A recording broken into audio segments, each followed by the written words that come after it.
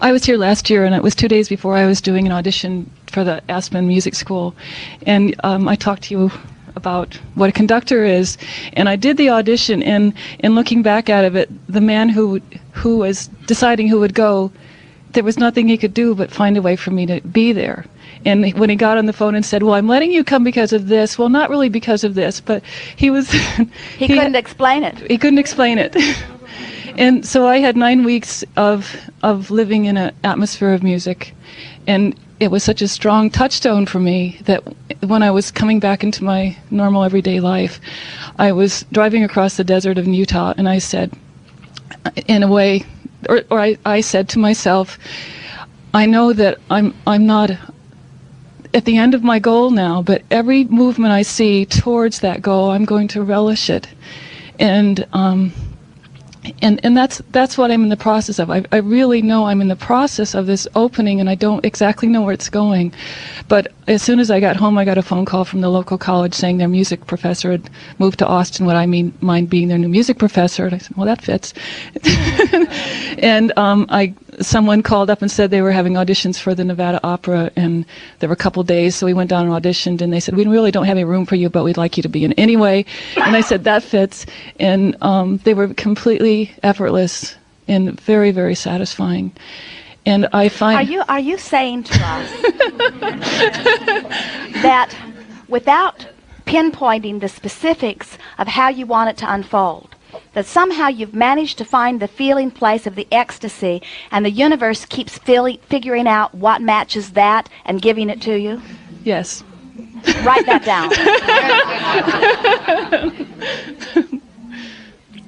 And so is the...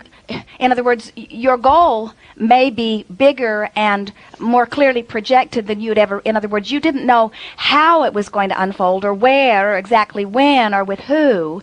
You just knew how you wanted to feel. You knew the why of it. You found the vibrational center of it. And the universe is figuring out what matches the vibrational center of it. Hear the words, vibrational center of it. The vibrational center of it that you project from your vibrational center, the universe is constantly matching, you see. And you are free when you release yourself of all those nitty-gritty, petty, mediocre, unexciting details. Let the universe arrange those rendezvous, you see. There are hundreds of thousands of millions of non-physical energies all working on your behalf. Your work is to establish the vibrational center and output it more consistently. And that's what you did, you say. So I have this, the question that you asked about when you're in this space and it feels not comfortable or feels different to not be pushing against the fears and all that. It feels, there's the release feels in some ways like, am I sure this is what I think it is? Well, that comes from, I've always believed that there is only gain from pain, yes. And this feels too good, so something must be wrong with it. And we say, well, just play with that a little while and find out. Find out what the painful, grinding, yearning things bring, and what the joyous, exalted, free-flowing feelings of ecstasy bring. In other words, just toy with it. We don't take our word for it. Well, play with this. So I've done that in the past, and now I'm deciding to go ahead and play with this feeling of that. It's a very different feeling for me to get used to, of all is well. Get used to it. But somehow it's familiar.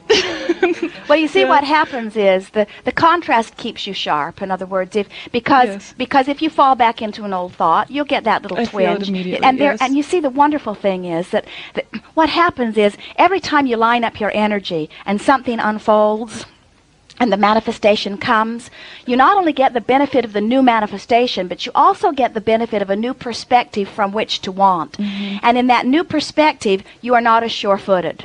And so that's why what you're speaking here is a little bit what we were wanting to express to you, that there can be a delicious poignancy in contrast. There's never anything very delicious about resistance, because resistance is disallowing the energy that is really you from flowing.